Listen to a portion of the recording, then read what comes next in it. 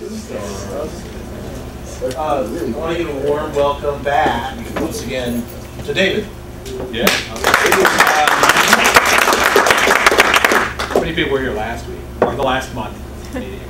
For those of you who are not at the last meeting, I apologize in advance for what's going to happen here. So I've been trying to understand PyPy a little bit better. It's kind of been an ongoing process. The talk I gave at the last meeting was kind of like a snapshot in time of sort of what I had figured out at that moment. Still trying to kind of wrap my brain around what's going on, how the PyPy project works. So this is kind of a second installment of that.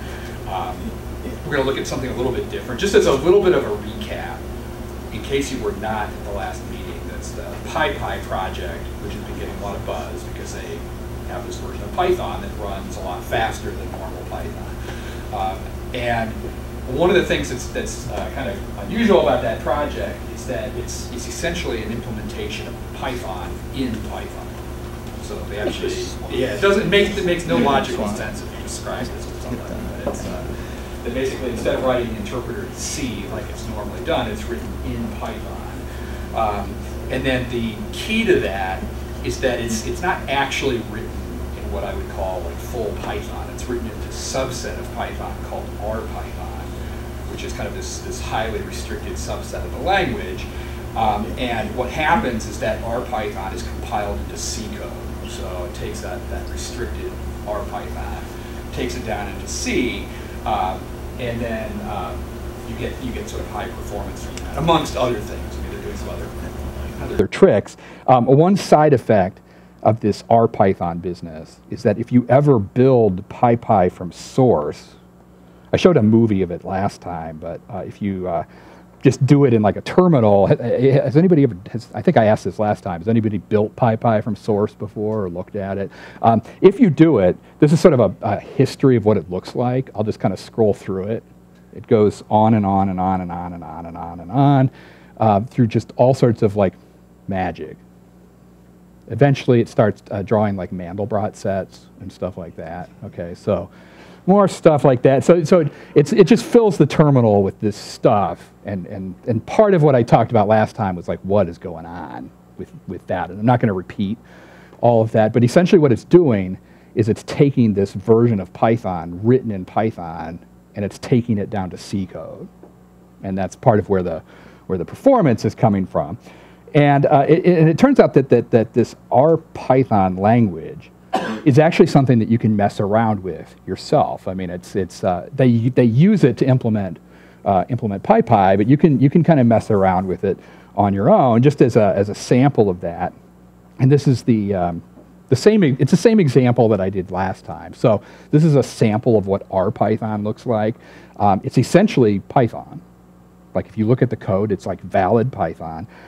You can actually run it as Python. So if you just set it up as like a main program, you can essentially go into a directory. Here's your here's your Fibonacci program here. You can just run that and say, hey, let's compute the 37th Fibonacci number and just run it. It'll take a while because it's pure Python, but it's just straight Python code.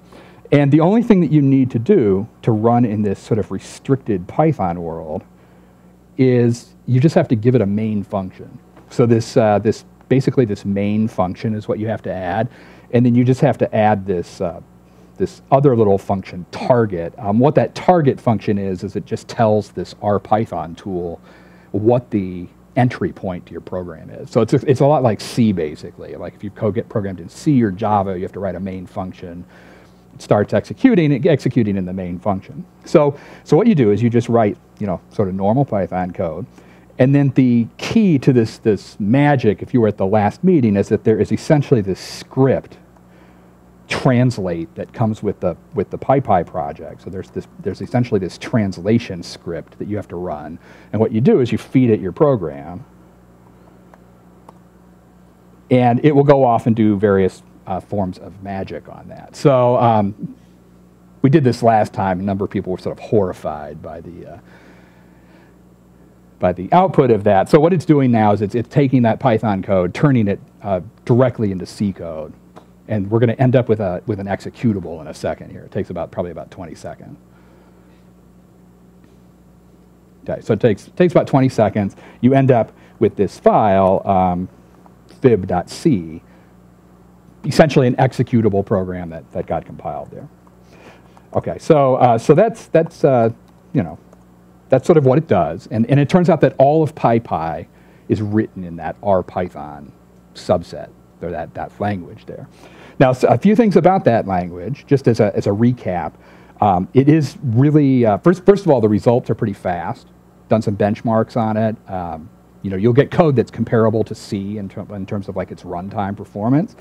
But the one thing about the language is like really restricted in what you can do. You can't do any dynamic typing features that you normally can do in Python. Like you can't have functions that take multiple types of arguments. You can't have lists that have multiple data types in it. So everything has to be restricted to like a single type. Same thing with like objects. So if you made a class and you started assigning attributes, it sort of looks at what the first use is, and then it sets that as a type. And if you violate that, it raises an error. So what it is it's essentially this language. It's very C-like in terms of what it does. I mean, it has restrictions on it as far as what you can do, what you can pass around as types. It actually gets compiled into C. So what I wanted to do here, this is kind of this is a little bit of a follow-up to the last talk. I actually wanted to go look at the C code. This is probably a really bad idea. I thought I was like, I should go look at the C code just to see what's going on. And it turns out that it's kind of horrifying and interesting at the same time. So I'm going to do the head explosion first, just to get it out of the way. This is going to be pretty mind-boggling, and it turns out that this is a really poorly documented corner of the RPython world. So there's not a lot of discussion of this. A lot of this is just like scientific experimentation, if you will. So if you mess around with this RPython thing, it turns out that it does make a bunch of C code. And you can go look at the code if you very carefully study the output of that huge Mandelbrot set thing that got made there. So if you go back to this this folder here, or the build, it will actually tell you where it's building the source there. So you can basically go to this directory, and if you do that, so let's just kind of CD in there. What you will start finding is you're going to find these like different sort of session directory. Let's go into one of these. And it turns out that this is sort of where you start to find the C code that this thing generated. So one of the things that you're going to find is there's a whole bunch of these like platform checking C files. I'm going to say more about that in a second. But what those are, they're little tiny C programs that tend to check features of the C compiler, like what different constants are, what different sizes of things are. If you were to look at one of these, like I don't know, let's just look at plat check 0. It's essentially testing something here. It looks like it's testing some values out of like the floating point library. So it's just a little bit of C code where it's testing stuff. And what those are is that you can actually just compile these things, where you can say, oh, let's just compile like platcheck.c and then run it. All it does is it just runs the C compiler and prints out values of certain constants and stuff.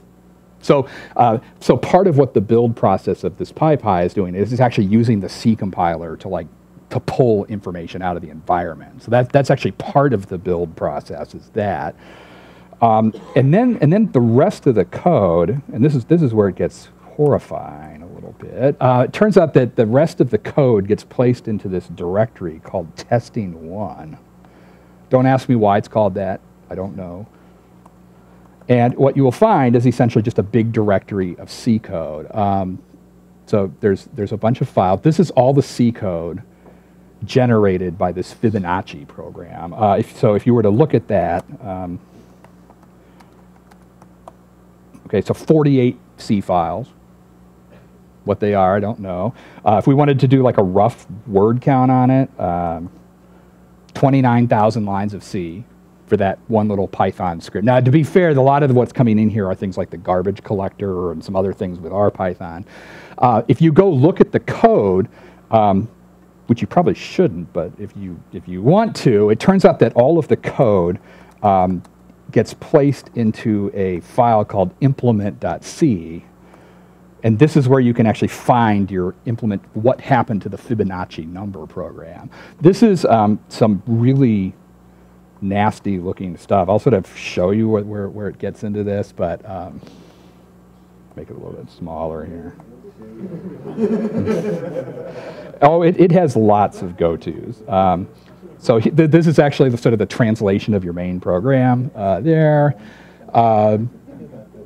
There will be a quiz. There'll be a quiz on this later here. So, okay, there's the Fibonacci program. So this is sort of what happens to the Fibonacci code.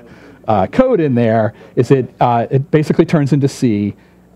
It's not the kind of C code that you would normally write. Like, what in the hell is that? Like, go to block 0, and it's like right there.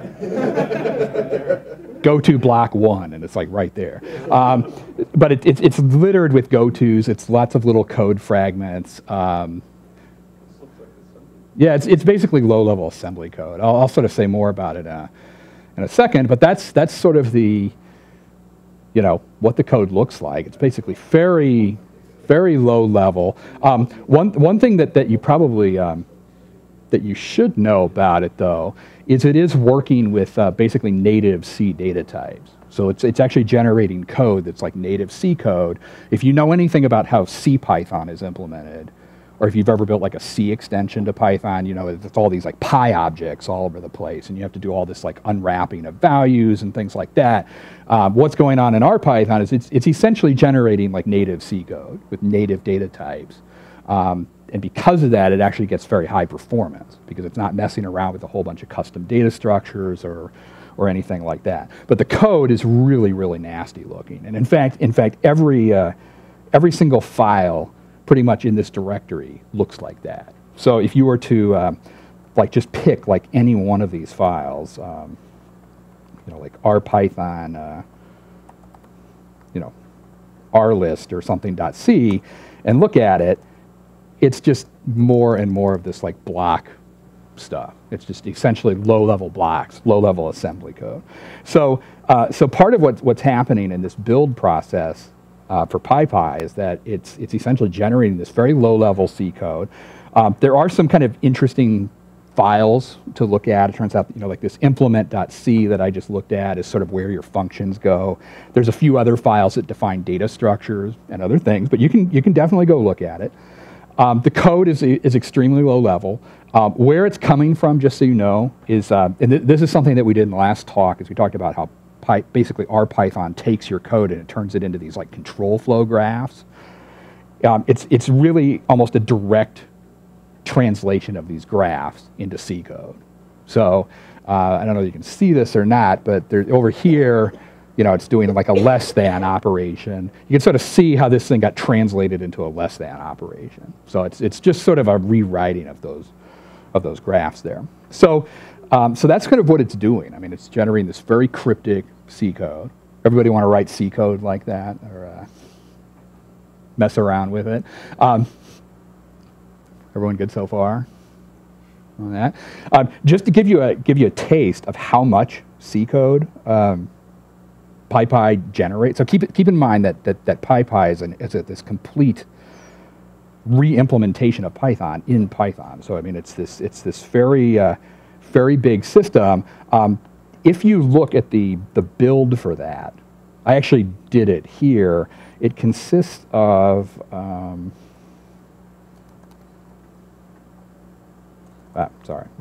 It actually consists of 785.c files.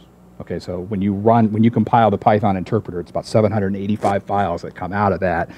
If you look at how big it is, just in doing like a simple word count, it's 9.7 million lines of code. So it generates about 9.7 million lines of C. Just to give you an idea on that, the whole C implementation of Python 3 is about 230,000 lines of C. Okay, so it's what is that, a factor of what, about 40, something like that? Yeah, 35, 40, something like that. So, so it's a lot of C code, takes a lot of time to generate that. That's why it takes it almost an hour to just compile PyPy, is that it's generated a lot of this C code. And then some other things with this. It turns out that if you want to go messing around, you can actually find out what PyPy does with your what happens with your Python code in this tool by looking at these C files. It's a little bit of a coding challenge to kind of do that, but it is something that you can experiment with. So if you wanted to, just to give you an example, if you wanted to see, for instance, what happened to like a class definition. Okay, let's just make a class.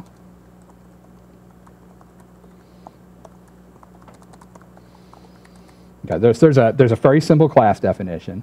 If I were to put that in this, I don't know why I would have this in the Fibonacci code, but just have it in there. And then if you were to maybe create one of these things, so let's just say p is equal to pair of 2, 3. I'll just print p, see what happens here.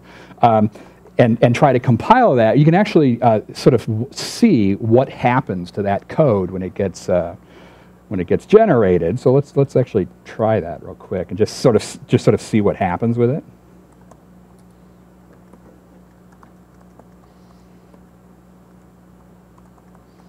Lost my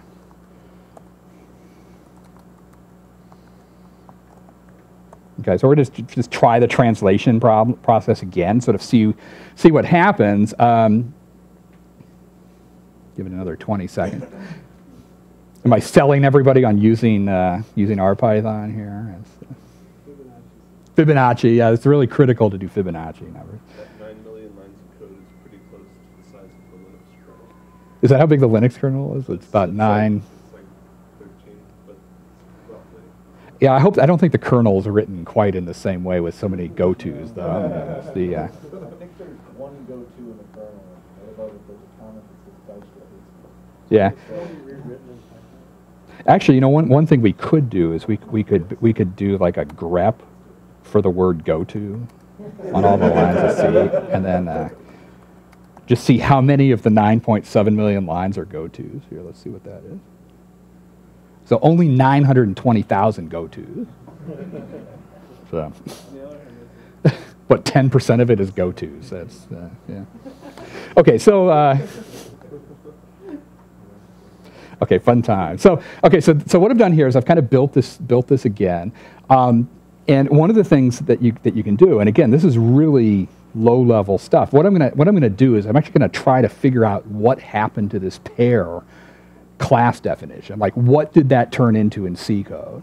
I mean, something must have happened to it. So what I'm gonna do is I'm gonna drop down into this temp directory. Here, it turns out that all of the structure definitions get placed into another file. So let me pull that up.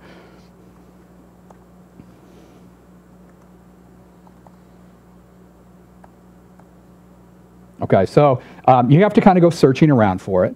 But here's kind of the interesting thing with how this RPython works. If you kind of examine what happens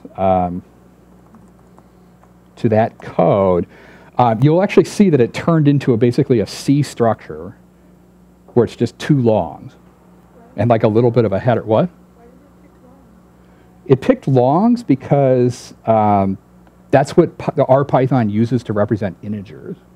And the reason that it picked longs is that I created a pair with 2, 3. I basically said, hey, make a pair with 2 ints. And it saw that and said, oh, that has to be a structure with 2 ints in it. And it went off and it generated C code where it's like, hey, this is a structure. It's got 2 ints in it. It has a little bit of a header on it. I think this is actually just like a little 8-byte header or something like that.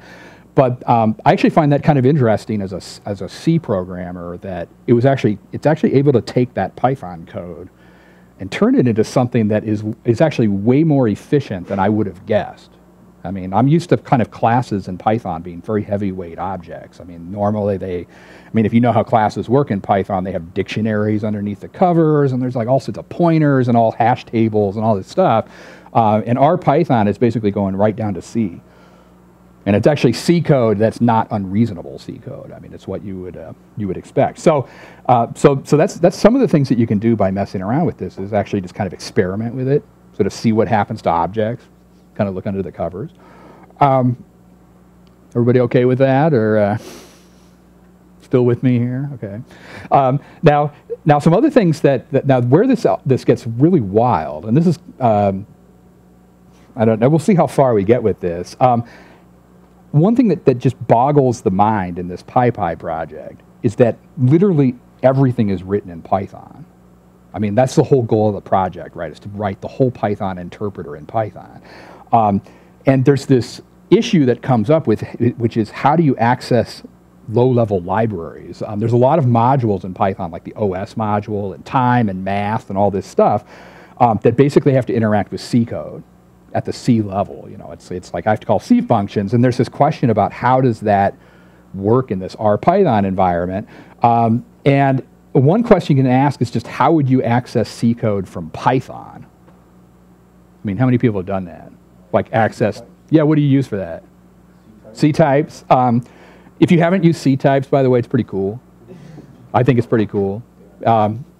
Even though I created Swig, I can say it's pretty cool. I mean, essentially with C types, you can just say, hey, load this library, and then like here, load the math library, and you can pull out functions out of it, and then you attach like little signatures to them, and then you can call them.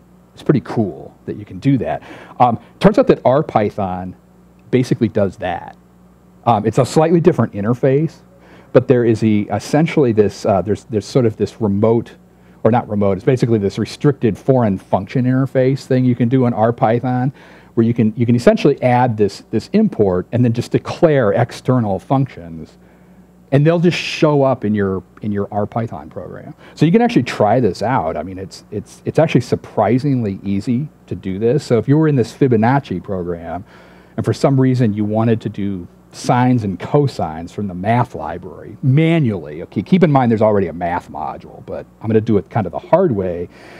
There's this library. You can basically say, hey, from PyPy, RPython, LL type system. Unfortunately, this is not documented very well, but you import this sort of foreign function interface module, and then what you can do is you can just say, hey, let's go grab some functions. You can say,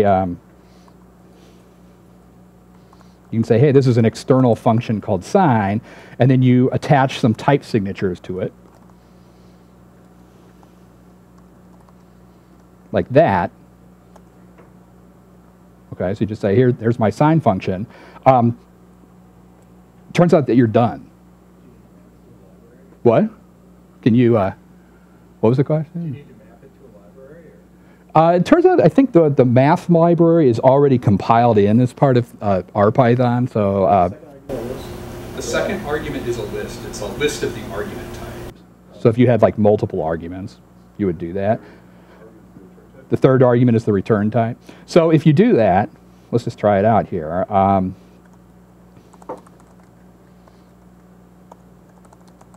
don't know. We'll print the sign of the 20th Fibonacci number or something. I don't know why we need to do that, but you should essentially what you can do is just start calling C functions under the cover. So let's go build that real quick. Is that any way better than C types? What would? Oh, we're going to look at the performance of this in a second. It turns out that this is not using C types. I mean, it's its own thing under the covers. But I'll actually show you what it does under the covers. Okay, let's try that. Okay, so this thing will go off. Basically, declared that external sine function, and I'll cross my fingers that it actually works here. Again, it takes about 20 seconds.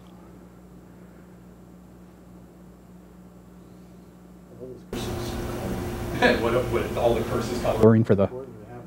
It's very important. Okay, so let's try this here. So do C20. Okay, so So now, I don't know that you can see that or not at the bottom, but there's like 2 floating point numbers showing up for, you know, sine of 2, sine of Fibonacci. So that's actually kind of neat in a way. I mean, there is this little extra bit you have to do where you have to say, oh, I have to declare that as like an external function, and then it just like magically shows up in your RPython program as something that you can use. Now, one of the things that's also kind of interesting about that, let's go back into and look at the C code for a second.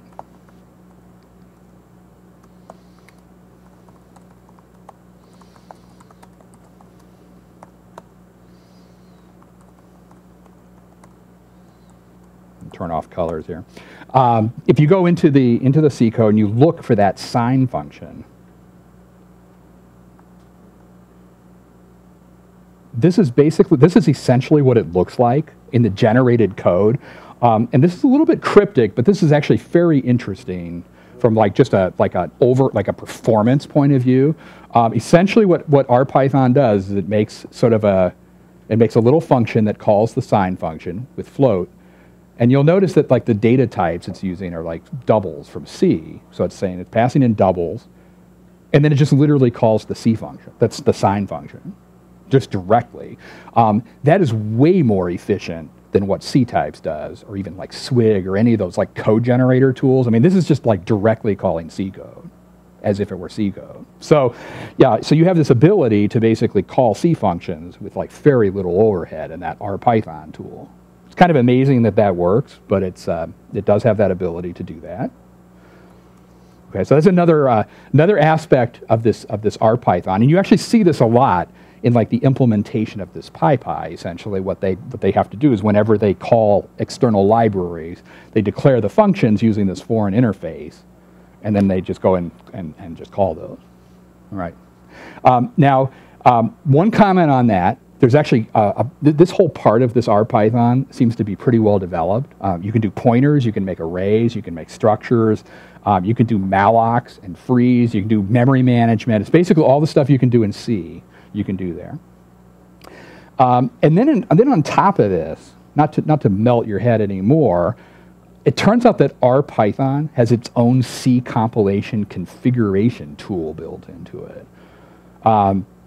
So one of the problems if you work with a lot of C code is that you have to bring in like extra libraries, extra header files, you need to declare like extra options and things like that. Turns out that this tool actually has a whole mechanism where you can declare like what header files are, what libraries are, and then on top of that, you can ask it to rip things out of the C code. You can say, hey, you know what? Like what I'm doing here is I'm saying, well, I did kind of step through it. Basically, you can say, hey, here's some library stuff that you need for the C compiler.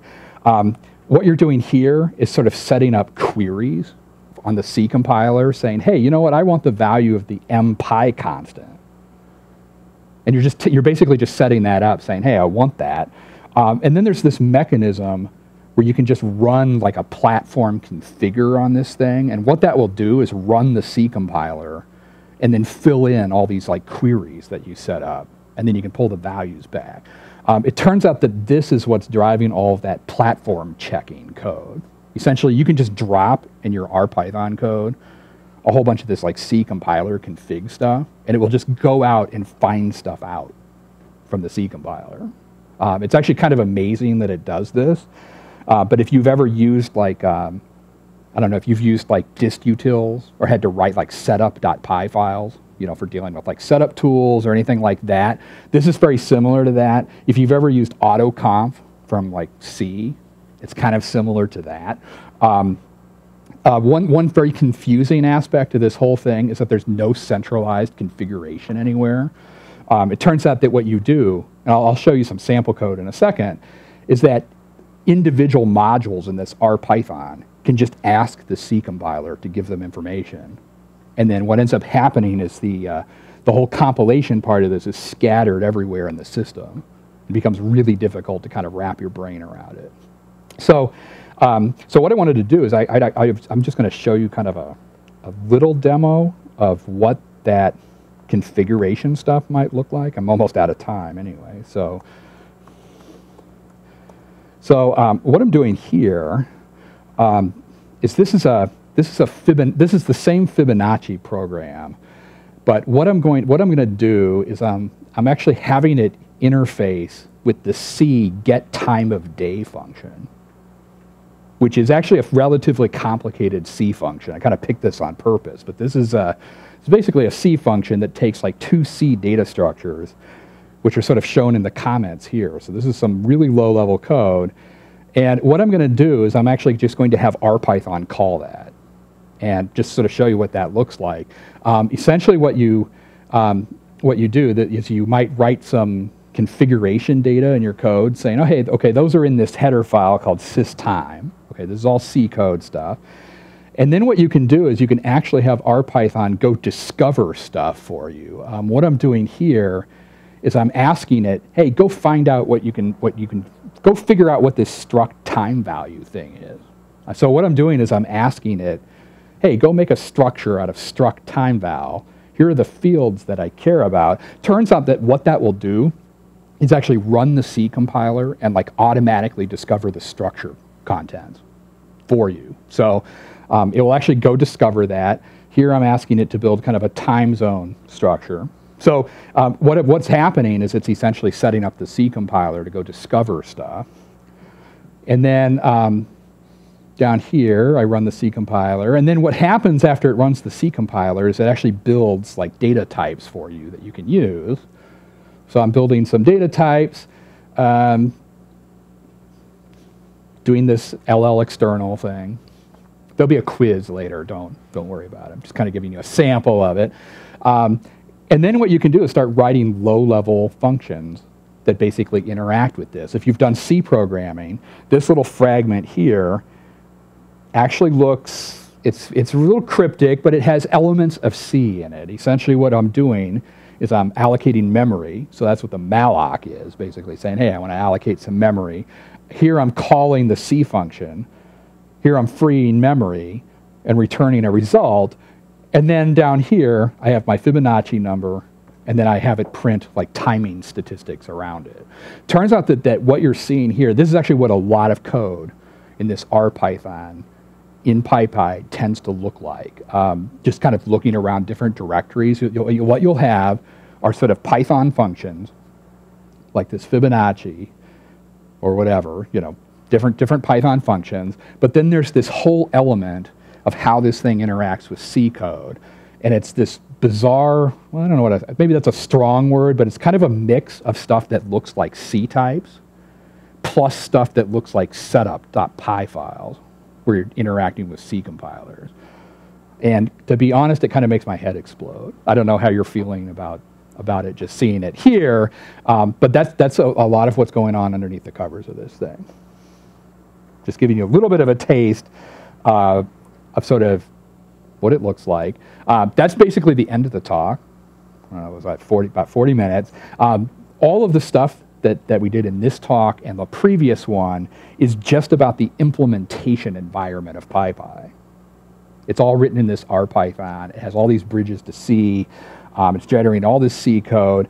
We haven't even talked about how PyPy is actually implemented yet. I mean, other than it's in Python and it's in this weird flavor of it. So all of this stuff is just kind of a starting point for that. It's something that I'm still working on, still messing around with. I don't know whether I'll succeed in figuring it out, but it's a little bit formidable going into the PyPy project, trying to figure out what's going on, just as an outsider looking in. So I think with that, I'm going to stop. Any questions or concerns about any of that? So. Besides bending our mind with the compilation of PyPy, once PyPy is compiled, it pretty much acts just like another Python interpreter, or is there anything else you know about it? Yeah, that's the thing. So like PyPy, if you use it, it should just work like normal Python. You can run all your normal Python scripts on it. Is there any advantage of compiling your Python scripts with RPython into PyPy with it, or is there any opportunity to do that? What are the reasons? It should be able to do. I mean, one of the things it has like a just-in-time compiler. So if you have like Python code that needs to run faster, it should just run faster.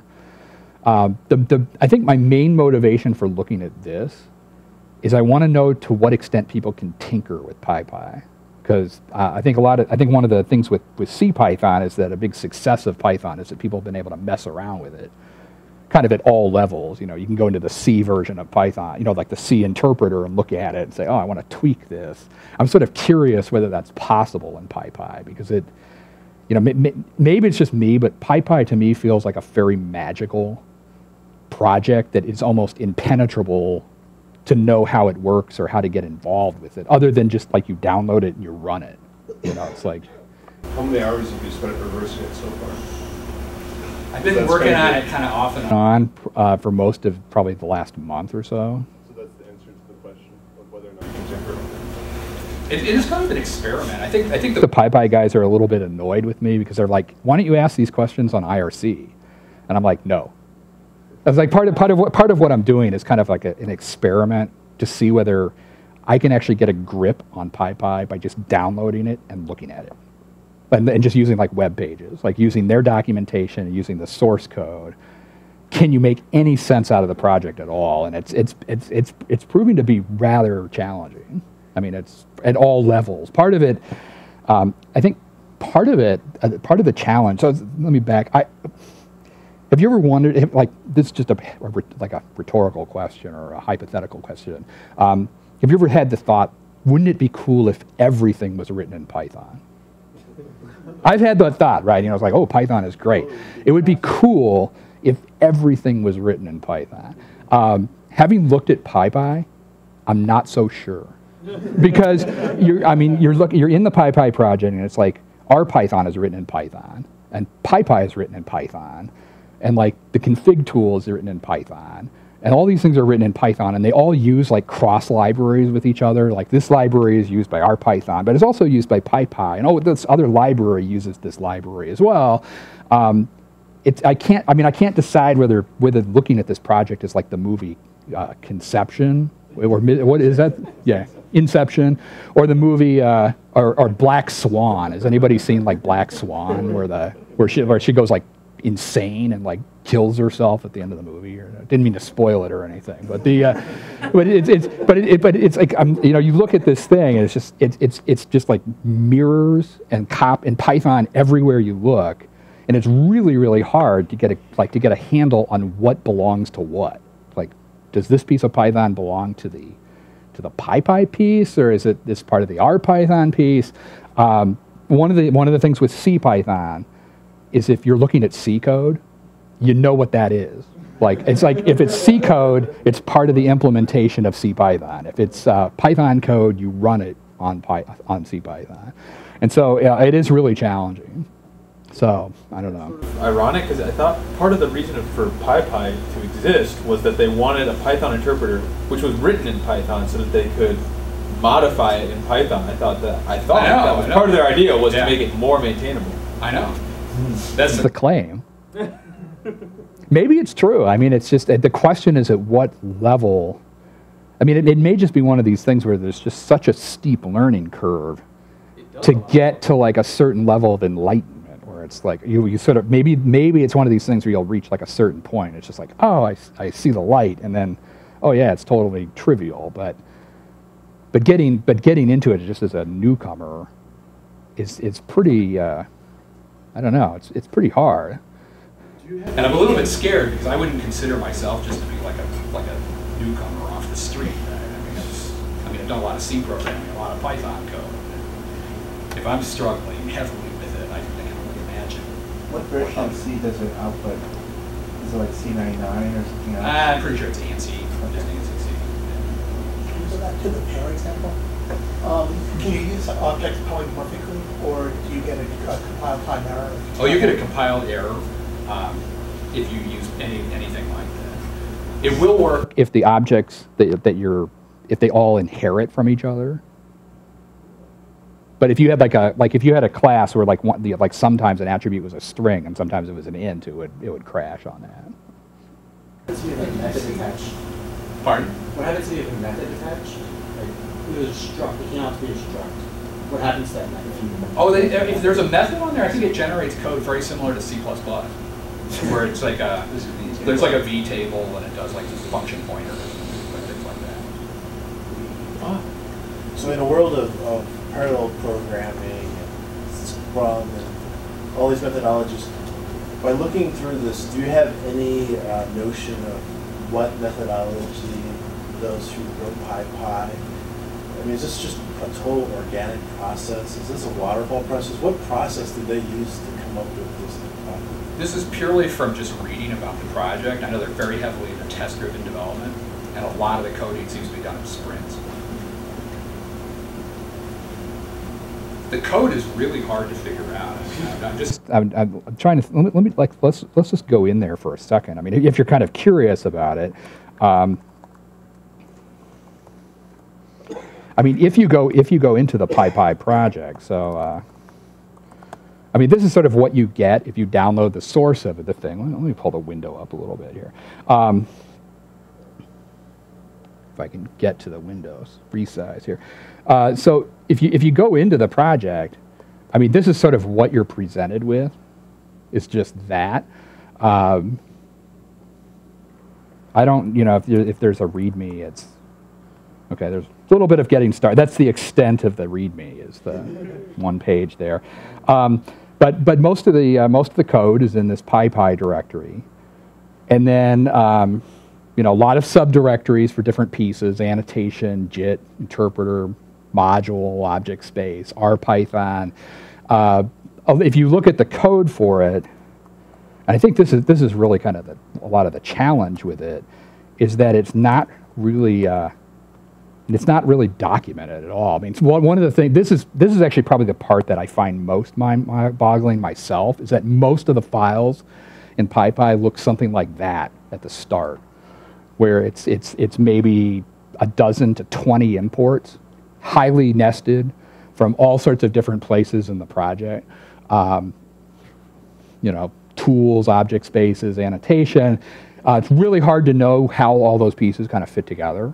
So you have lots of imports, and then a lot of the code you don't see a lot of comments in there. It's like not a lot of comments, not a lot of doc strings, and then you look at that, and it's you know, and then you see sort of non-standard Python usage of things like, what's that? Okay, some meta programming trick. So it's really hard to kind of just to kind of look through that and make sense of it. A lot of what I've been doing is more I would say sort of experimental kinds of like more of a scientific experimental approach on PyPy, where it's like, oh well, I'll try this experiment and then I'll either go look at the generated code and just see what happens. The other thing that I've done quite a bit is inserting like breakpoints into this. Like I'll just look at something and I'm like, oh, I wonder how this gets. Like how do you even get here? PDB. So you might just insert like a breakpoint with PDB, and then you'll just like run the translation process, and you'll just hit the breakpoint, and then you're just like, oh, let's look around and see where we got. How did we get here? Can you set breakpoints in the generated the C code or the actual final product? You probably could, but I don't know how helpful it would be. Yeah, one of the things that I often do with like breakpoints, I mean, I can kind of give you an example of that. If you wanted to set a breakpoint, I don't know whether you know this about PDB, but one thing that I actually find useful about PDB is that you can just manually, if you do PDB set trace, it will just manually put a breakpoint on something. So oftentimes I'll just insert like a breakpoint somewhere, and then I'll just go to another terminal and I'll just say, okay, let's just run the translation process and see what happens. Now I don't know what's going to happen here. I mean, it might be code that doesn't run at all. Okay, so we'll just let it go, and then we'll just see whether, okay, so we hit a breakpoint. Now the question is, where the hell are we? So, I mean, you can do a where on it, and you can say, well, how did I get here? And then,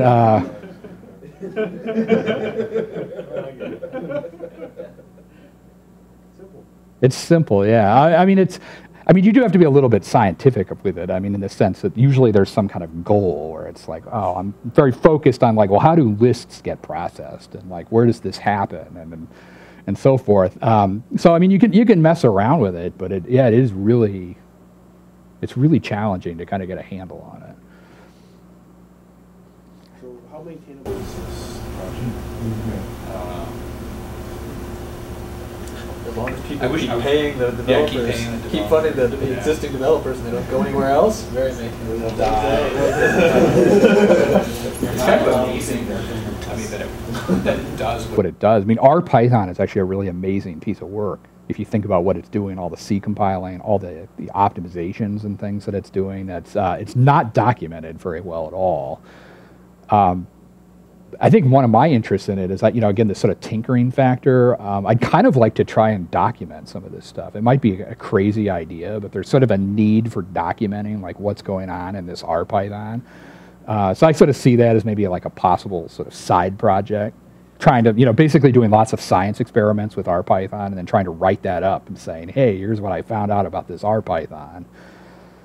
Would it be helpful to even put in code documentation? Because I don't think so. I think you'd always have to be at a higher level to talk about it as if it's your doctoral thesis or something.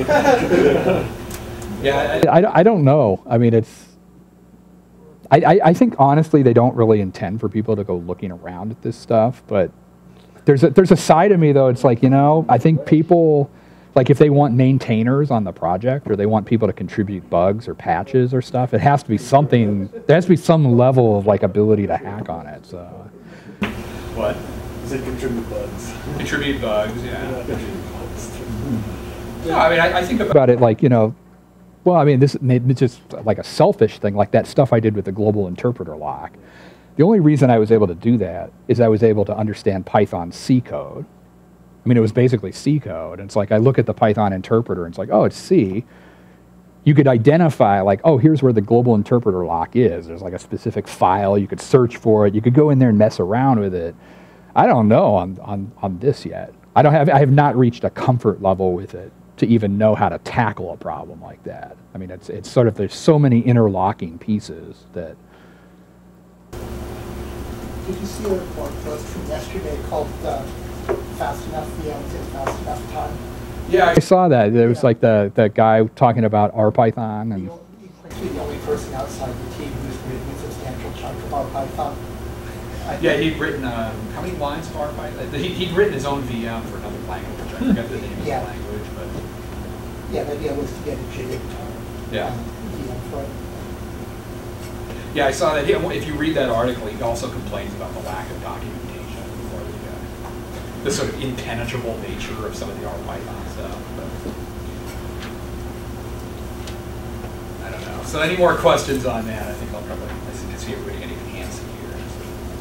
Does it seem like translate.py is doing 80% of the same work every time? Yes. Okay. Yeah, that's an interesting open question because it's like so one of the things with this translate tool is it's essentially doing whole program analysis. Like it actually takes the entire Python interpreter and sucks it up into memory and does like whole program analysis on that. I sort of wonder like how much of that code is replicated or how much of it could be cached. Right. Because one of the issues that your they C have library hasn't changed in the last 5 years. Yeah. And also, like, if you were working on this, like, if you were to make, like, a single line change in the Python code, and then you wanted to actually rebuild the full performance version of PyPy, you actually have to retranslate the whole thing. It takes, like, an hour. So, that's kind of an interesting question. It's like, how much of that work could be replicated? I've kind of had this idle thought floating around where I wonder if somebody could hook up maybe something like Redis or something on the back end of the translator. It's like one of these like NoSQL databases. We're just like we'll set up a huge machine with like a bunch of memory, and then have the translate tool like populate that database.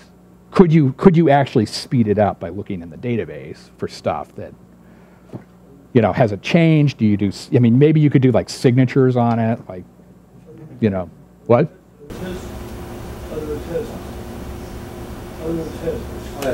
Oh, tests? It's probably quite cool. Oh yeah, there's a whole test suite for that. I haven't really messed around with that so much because I actually haven't gotten to a point of actually writing PyPy code, but as opposed to just trying to understand what's going on. So.